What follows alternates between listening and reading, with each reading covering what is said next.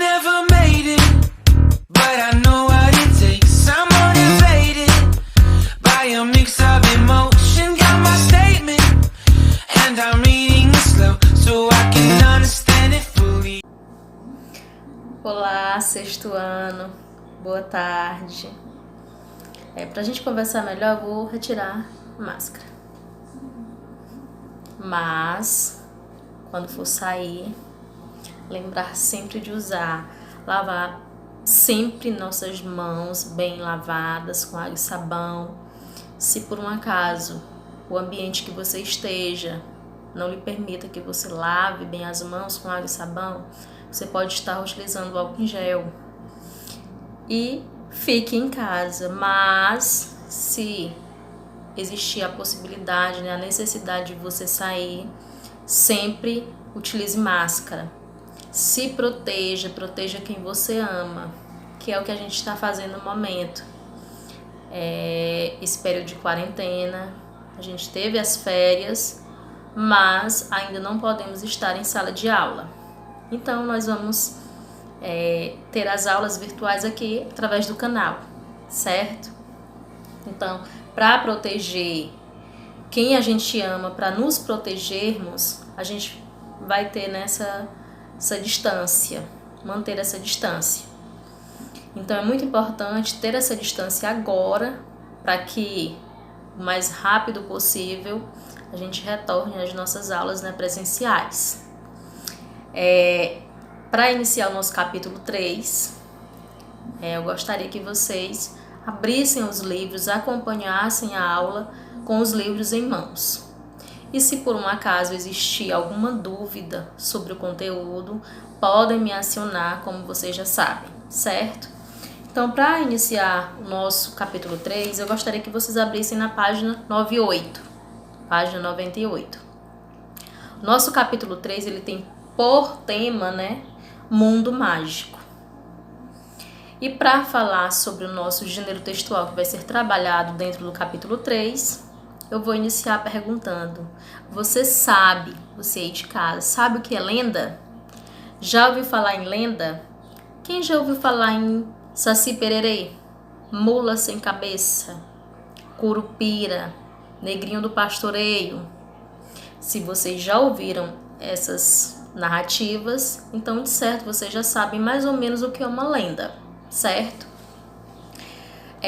Para explicar melhor o que é uma lenda, a gente vai voltar um pouco no passado. Lá no passado, as pessoas ainda não tinham conhecimentos, elas não tinham base científica para explicar tais fenômenos. Então, dentro das sociedades indígenas, dentro de outras sociedades antigas, nós temos uma narrativa oral que foi passada de geração em geração, que se chama lenda. Para que serve uma lenda? Qual o objetivo da lenda? Explicar o inexplicável. Nosso primeiro momento, nós vamos falar sobre o surgimento do diamante. Alguém já viu um diamante? Sabe de onde ele surgiu? Como ele apareceu? Não? Hoje nós temos uma lenda que vai contar a história do surgimento do diamante. Hoje nós já temos bases científicas e a gente sabe de onde veio, de onde surgiu.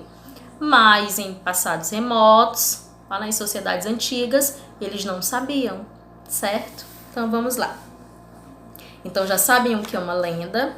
Lendas são histórias fantasiosas que servem para explicar surgimento, ou surgimento, explica também fenômenos como a chuva, o trovão, que também não tinham bases científicas para explicar naquela época. Então, a lenda foi muito importante, é muito importante para explicar o inexplicável. Nós vamos começar. Sempre falei para vocês em sala de aula, e vou retomar aqui, que é muito importante vocês acompanharem esses quadrinhos que vocês têm dentro do livro de vocês. Nós temos na página 100 o Antes de Começar a Ler, que também é muito importante para dar entendimento ao que vai ser falado, que vai ser dito. Nós temos lá, antes de começar a ler, do ladinho esquerdo. O texto que você vai ler agora é uma das versões da lenda da Índia Potira. Quem já ouviu falar em Índia Potira? Vamos já ouvir falar sobre ela. E do seu grande amor, Itajibá. Durante a leitura, procure identificar algumas das características das lendas vistas na seção caracterizando o gênero. Atente também para a forma como o narrador desenvolve a história, procurando responder algumas questões. Então, no momento que você for fazer a leitura, que nós vamos fazer a leitura, é bom que vocês já comecem, a se perguntar: quem são os personagens principais, lógico? Onde viviam? O que aconteceu com eles? Como são retratados no texto? São seres humanos comuns ou são heróis? Há um fato também muito importante das lendas. Nem sempre eles vão aparecer como seres humanos comuns. Muitas das vezes eles têm superpoderes, eles são super-heróis, são seres maravilhosos. Então também é uma característica das lendas. E nós vamos começar aqui com a lenda da página 100, nosso primeiro momento, As Lágrimas de Potira. Muito antes de os brancos atingirem os sertões de Goiás, em busca de predas preciosas, existiam por aquelas partes do Brasil muitas tribos indígenas, vivendo em paz ou em guerra e seguindo suas crenças e seus hábitos. Numa dessas tribos, que por muito tempo manteve a harmonia com seus vizinhos, vivia Potira, menina contemplada por Tupã, com a formosura das flores, e Itajibá, jovem, forte e valente.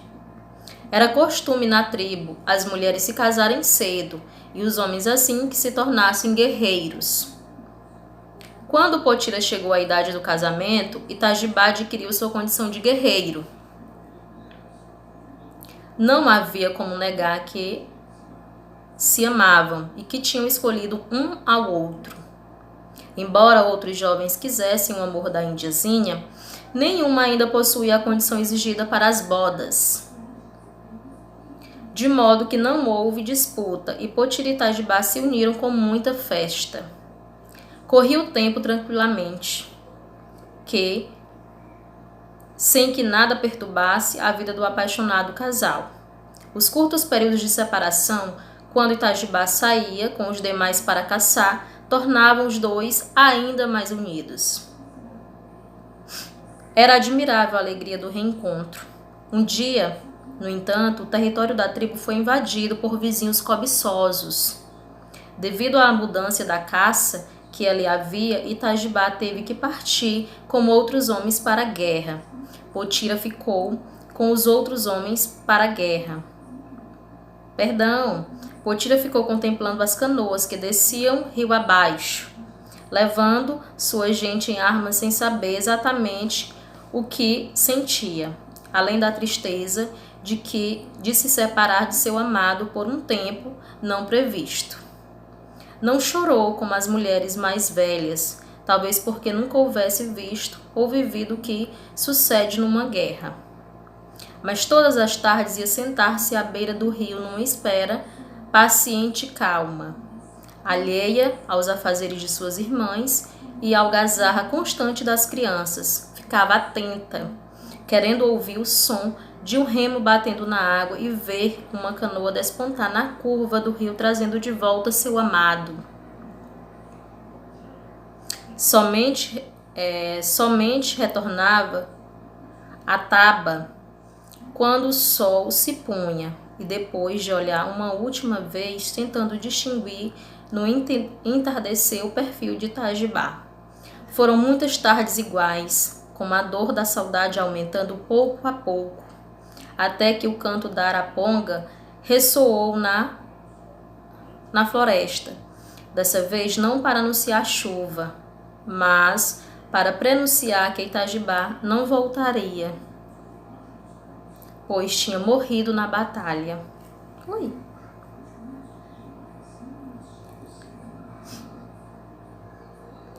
E pela primeira vez, Potira chorou, sem dizer palavra, como não havia de dizer nunca mais. Ficou à beira do rio para o resto de sua vida, soluçando tristemente. E as lágrimas que desciam pelo seu rosto sem cessar foram se tornando sólidas e brilhantes no ar. Antes de submergir na água e bater no cascalho do fundo, dizem que Tupã, condoído de tanto sofrimento, transformou suas lágrimas em diamantes para perpetuar a lembrança daquele amor. Olha aí. Então, as lágrimas, né, do sofrimento de Potira pelo seu amado, que se transformaram em diamantes, né, que Tupã contemplou, né, as suas lágrimas e transformou-as em diamante. Então, essa é a lenda que conta, né, o surgimento dos diamantes. Então, nós temos um dicionário, tem algumas palavras que vocês possam não saber o significado, ou possam. É bom que vocês consultem para um melhor entendimento. E, como justo, né, partir do nosso encontro aqui, eu gostaria que vocês fizessem a atividade de interpretação do texto sobre as lágrimas de Potira, um texto simples, né, uma lenda simples que dá de fácil entendimento. Então, vocês vão ficar com uma atividade da página 102 a 104. 102, 103 e 104, beleza?